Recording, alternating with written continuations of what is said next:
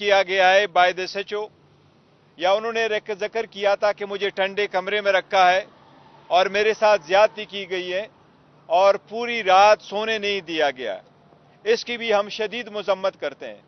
खान साहब की तरफ से भी इस बात की भी शदीद मजम्मत की गई है।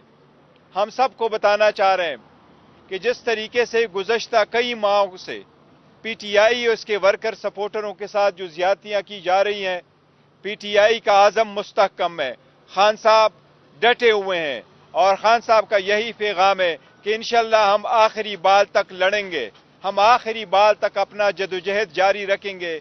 हमारा स्ट्रगल रूल ऑफ लॉ के लिए, कानून की बालादस्ती के लिए, हमारा स्ट्रगल जमहूरियत के लिए, हमारा स्ट्रगल इंसाफ के लिए। हमें अदालतों से तवक्को है, इंशाअल्लाह ताला वो इंसाफ करेंगे।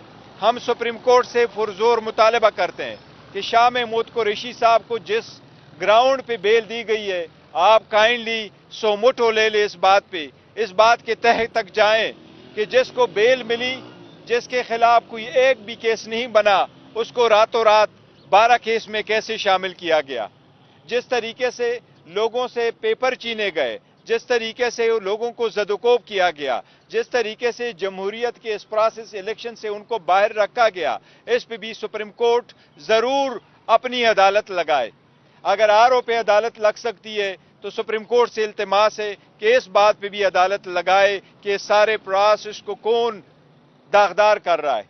अगर election free, fair and transparent ना हुए तो इकानमी का नुकसान होगा, जमहूरियत तबाह हो जाएगी, अवाम को उनके मुंतखब नुमाइंदे नहीं होंगे, रेल जो हार्स ट्रेडिंग है उसका सिलसिला शुरू हो जाएगा, जो आईन और कानून की सरासर खिलाफ वर्जी है। हम अदालत से उम्मीद करते हैं कि इंशाअल्लाह ताला इंसाफ के तकाजों को पूरा करते हुए इस मामले में जरूर इंशाअल्लाह ताला कोई इकदाम करेगी। लेकिन हम पीटीआई के वर्कर सपोर्टर को यह पैगाम देना चाहते हैं कि आप अपने हौसला रखें, आप पुरअमन रहे, अपने स्ट्रगल में रहे। इन सख्त हालात के बावजूद आपके सबसे ज्यादा लोगों ने नॉमिनेशन पेपर फाइल कर दिए। इंशाअल्लाह ताला आप मजबूत रहें। खान साहब का यही पैगाम है कि अपना स्ट्रगल रहे और पुरअमन रहे, इंशाअल्लाह ताला जीत आपकी होगी। अगर आपका कोई क्वेश्चन हो तो जी ये बताइएगा, इस वक्त जो सबसे बड़ी लोगों की नज़र है या पीटीआई की नज़र है वो बेसिकली है कि खान साहब क्या इलेक्शन कंटेस्ट कर सकेंगे। इस वक्त क्या पोजीशन है लीगली, आप देखते हैं कि क्या खान साहब वाकई इलेक्शन लड़ सकते हैं और कितने हल्कों से? देखिए, खान साहब की हमारी चाहत है कि वो खान साहब इलेक्शन लड़े और हमारी यही सबमिशन है कि खान साहब क्वालिफाइड है और इलेक्शन लड़ सकते हैं। खान साहब की तो क्या, बाकी वर्करों को भी लड़ने नहीं दे रहे। यही हमारी स्टेटमेंट थी कि नवाज शरीफ जिस प्लान के तहत आया है वो तो पूरे टीम को लड़ने नहीं दे रहा, सिर्फ एक लीडर और दो के और तीन की बात नहीं, वो तो किसी और को भी लड़ने नहीं दे रहा।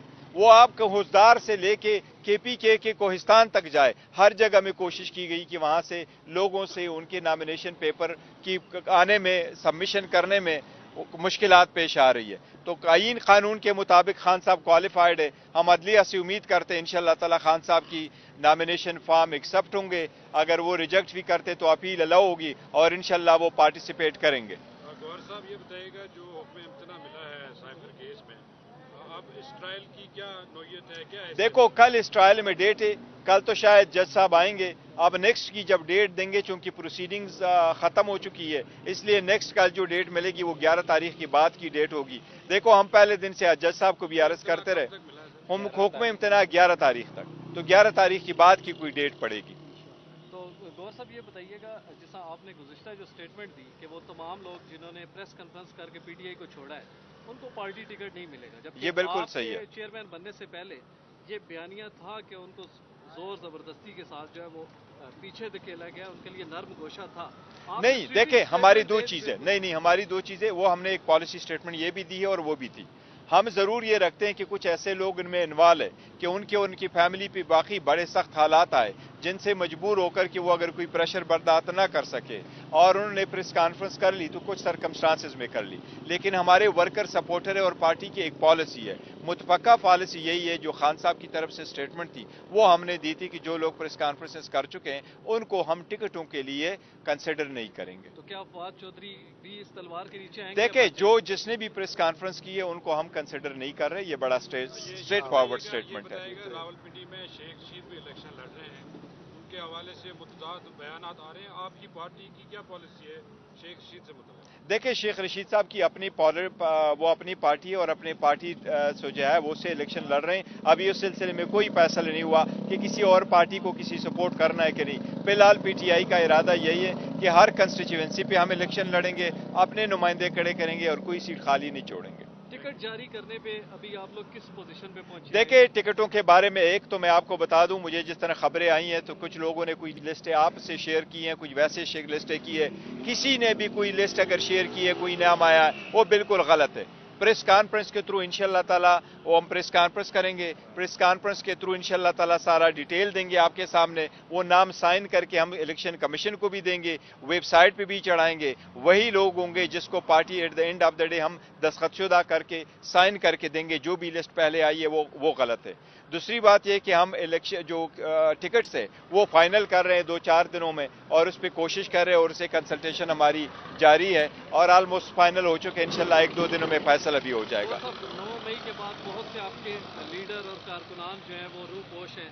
उसकी बड़ी वजह यही है कि जो उनके खिलाफ इक़दाम हो रहे हैं, उनके लिए आप लोग कब कोई ऐसा कोई पैनल क्रिएट करेंगे कि देखिए, हमारे जितने भी लीडर थे वो लीडरों ने जहां जहां थे, लीडर और वर्कर सपोर्टर सब ने अपने नॉमिनेशन पेपर फाइल कर दिए हैं। जिन लोगों पे केसेस थे वो बाहर आ चुके हैं और अदालत को जा चुके हैं और अदालतों से रिलीफ ले चुके हैं, या अगर वो नहीं है तो वो कल परसों में मुताल्लिका अदालतों में जाकर के अपने आप को सरेंडर करेंगे। और हम तो पहले दिन से कहते रहे कि देखिए, अगर इतना बड़ा वकूआ अगर आप समझते हैं इसमें 10,000 लोग इन्वॉल्व है, तो हमारा पहले दिन से यही है कि इसकी आप इंक्वायरी करो और करो। लेकिन जिस पे भी कोई पर्चा है, लेट्स सपोज कल तक हमें नहीं पता था किसी एक को भी कि शाह साहब 12 और एफआईआर में भी मतलूब है। कल पता चला रात को कि शाह साहब और केसेस में भी इन्वॉल्व है। तो ये पता नहीं किसने ऐसे एफआईआर होगी जिसमें हमारी लीडरशिप इन्वॉल्व है।